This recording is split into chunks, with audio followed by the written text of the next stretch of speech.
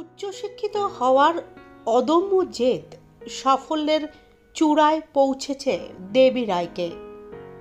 আর্থিক অনটনে বিয়ের পর নিজেই টোটো চালিয়ে পড়াশোনার খরচ জোগাড় করে এখন এমএ পাস দেবী।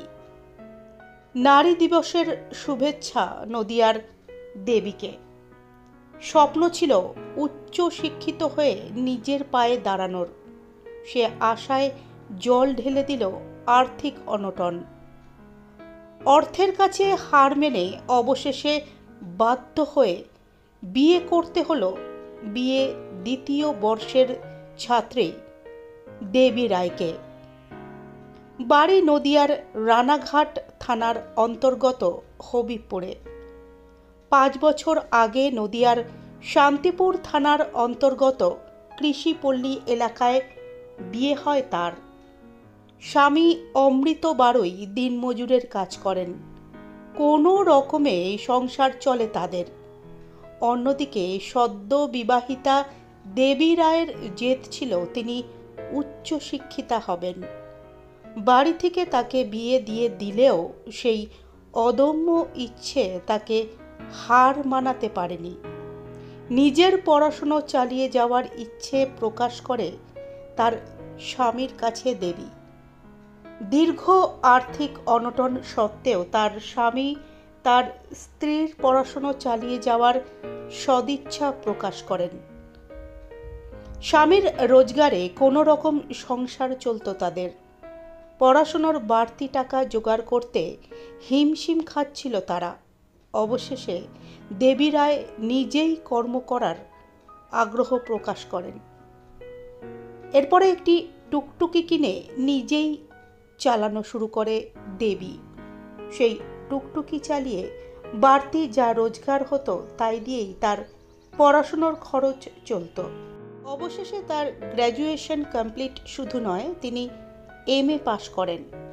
এ বিষয়ে দেবী রায় বলেন, কি নাম আপনার? আপনার কত বছর আগে বিয়ে হয়েছিল? একটু জোরে বলবেন। 2020-তে? কোথায় বাড়ি ছিল আপনার? যখন আপনার বিয়ে হয় তখন আপনি কোন পর্যন্ত পড়াশোনা করেছিলেন? একটু জোরে। গভর্নমেন্ট কলেজে পড়তাম, সেকেন্ড সেমিস্টার পড়তেন, তারপরে বিয়ে হয়ে গেছিল। তা এমএ কমপ্লিট কি এখানে এসেই করেছেন? মানে স্বপ্নটা কি ছিল? মানে কি আমার স্বপ্ন ছিল আগে থেকে, মানে বিয়ের আগে থেকে পড়াতাম, শিক্ষক স্বপ্ন ছিল। মানে কি ওই বাড়িতে সেরকম আর্থিক ছিল না বলে বিয়ে দিয়ে দিয়েছিল এরকম কিছু? আচ্ছা, এই জন্য বিয়ে দিয়ে দিয়েছিল। তখন লকডাউন ছিল, খুব মানে খারাপ অবস্থা ছিল। আচ্ছা, এখানে এসে এই যে গ্র্যাজুয়েশন কমপ্লিট করা, তারপরে এমএ কমপ্লিট করা কতটা কঠিন ছিল? খুবই কঠিন ছিল। অনেক লড়াই করে এতদূর এসেছি। আমি এমএ করেছি, তার জন্য আমার স্বামী আমার সাথে সাপোর্ট করেছে। মানে অনেক খরচা তো, মানে একটা পড়াশোনা করতে গেলে খরচ তো। পড়াশোনা করেছি, আর হচ্ছে আমি যে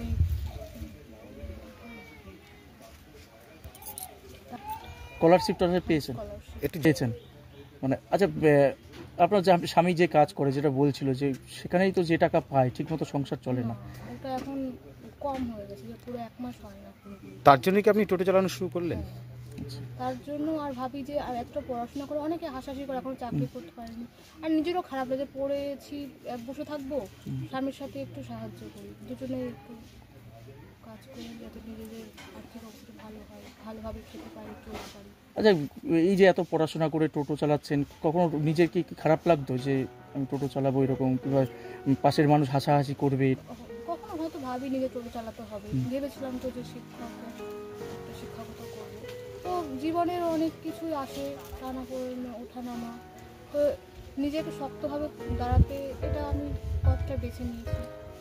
অন্যদিকে দেবী রায়ের স্বামী অমৃত বারুই বলেন, আমার তো খুব ভালো লাগছে, আনন্দ লাগছে যে আমার সহযোগিতা করছে আমার স্ত্রী। আচ্ছা, কত বছর আগে আপনার বিয়ে হয়েছিল? আমার বিয়ে 5 বছর হতে চলছে। 5 বছর। কোনো সন্তান রয়েছে? না, সন্তান হয়নি। আচ্ছা, কোথায় বিয়ে হয়েছিল? কোথায় আপনার? আমার বিয়ে হয়েছে দুর্গাপুর, এই হবিবপুর দুর্গাপুর। ও এখন মানে কিসে পড়ে? এমএ পড়ছে। এমএ পাস করে গেছে? হ্যাঁ, এমএ পাস করে গেছে। আচ্ছা, কোনো পরীক্ষায় বসছে এরকম কিছু? পরীক্ষা হ্যাঁ, পরীক্ষায় 2টো না 3টে আর কি দিয়েছিল। আচ্ছা, মানে মূলত কি মানে টোটো চালায় কি কারণে, মানে আর্থিক দিকে? হ্যাঁ, আর্থিক আমি নিজে যা কাজ করি যাতে হচ্ছে না, তার জন্য আমার স্ত্রী আমার সাথে যে হাত বাটাচ্ছে যে তুমিও কাজ করো আমিও কাজ করি যাতে সংসারে আর উন্নতি হোক। আপনি কি কাজ করেন? আমি সাধারণ একজন এখন কেজুয়ালি ফার্মে কাজ করছি। ফার্মে কাজ করেন, মানে ওই টাকা দিয়ে তো ঠিকমতো সংসারও চলে না, না। ওই টাকা দিয়ে আমার সেইভাবে সংসার চলছে না। আচ্ছা, সেই কারণেই কি আপনার ওয়াইফ এগিয়ে এসছে? হ্যাঁ ও নিজেও টোটো চালাতো? হ্যাঁ টোটো চালায়ও? হ্যাঁ, পড়াশোনাও করছে, তার পড়াশোনাও করছে।